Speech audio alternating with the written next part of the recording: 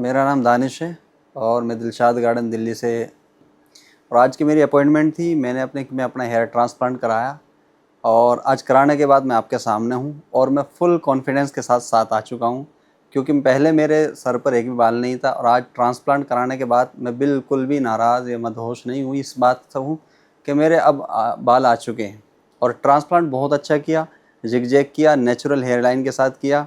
और सभी से दुआ करता हूँ कि सभी मेरे लिए दुआ करें कि पूरे अच्छे रिज़ल्ट मेरे साथ आए। और दूसरी बात यह है कि हेयर ट्रांसप्लांट से पहले लोगों के अंदर बहुत सारे डर हैं, बहुत सारे ऐसा सोचते हैं कि बहुत पेन होता है और ये सक्सेसफुल नहीं है।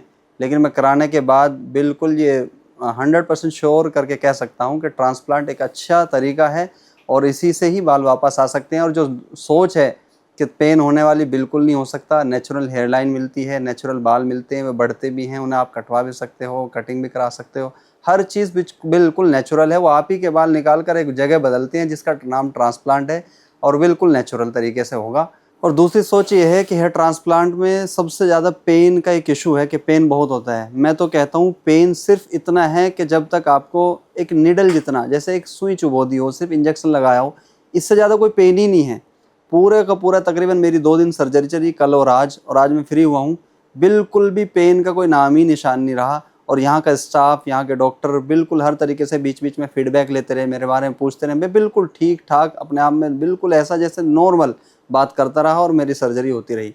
कुछ भी पता नहीं चलता कि आपका ट्रांसप्लांट होकर कंप्लीट हो चुका होता है। और सर्जरी के टाइम एक लंबी सर्जरी है। हेयर ट्रांसप्लांट कोई छोटी मोटी चीज़ नहीं है, एक लंबी सर्जरी के है, तकरीबन 6 से 7 घंटे, जिसमें आदमी को, जिससे पेशेंट को ज़रूरत भी पड़ती है वॉशरूम की, जिसमें ज़रूरत पड़ती है मील की। लेकिन यहाँ का स्टाफ, यहाँ के डॉक्टर बीच बीच में मेरे कहने से मुझे वॉशरूम कराए, जबकि बंदा साथ जाता था वॉशरूम कराने ताकि कोई दिक्कत ना हो। दूसरा, बीच में ओटी के अंदर ही मील प्रोवाइड कराते थे, क्योंकि 6-7 घंटे में भूख भी लगती है।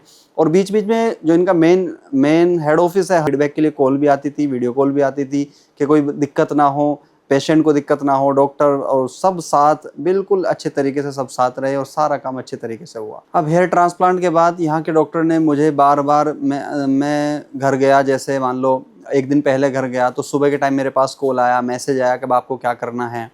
और दूसरी बात, हेयर ट्रांसप्लांट के बाद मुझे हेड वॉश के लिए तकरीबन 5वें दिन बुलाया गया। उसमें कुछ भी नहीं करना, सिर्फ आपको ऑयली और स्पाइसी नहीं खाना, डायरेक्ट धूप में जाने से बचना है। और सबसे तीसरी अच्छी चीज़, सीधे लेटना है, ताकि जो स्वेलिंग है नेचुरल तरीके से, नॉर्मल तरीके से स्वेलिंग आएगी। जब हेयर ट्रांसप्लांट हुआ तो बस सीधे लेटना है ताकि स्वेलिंग आपके फेस पर ना आए। और तीसरी सबसे अच्छी चीज़ ये है कि हेल्दी खाना खाना है, स्पाइसी और ऑयली जंक फूड से बचना है, आपका नॉर्मल अच्छे से काम हो जाएगा। और हेयर ट्रांसप्लांट से पहले जो मेरी सोच थी, अब मेरे होने के बाद सब कुछ ख़त्म हो चुका है। सब कुछ, अब कुछ भी नहीं है, नॉर्मल अच्छे तरीके से एक नेचुरल चीज़ है। और मैं सभी से इंशाल्लाह दुआ करता हूँ कि सब मेरे लिए दुआ करें, सब कुछ अच्छा रहे। अब तक अच्छा रहा, बहुत ही अच्छा रहा, आगे भी अच्छा रहेगा। और जिसका भी हेयर फॉल है, बिल्कुल देरी ना किए हुए, बहुत ही आसान तरीके से, वो ही नॉर्मल, बिना पेन के, बहुत ही एक अच्छा रास्ता है। आइए और अपना हेयर फॉल को देर ना करते हुए जल्दी से जल्दी हेयर ट्रांसप्लांट कराइए।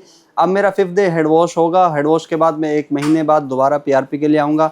तब इंशाल्लाह मिलते हैं आपसे और आगे की जर्नी भी स्टार्ट करते हैं।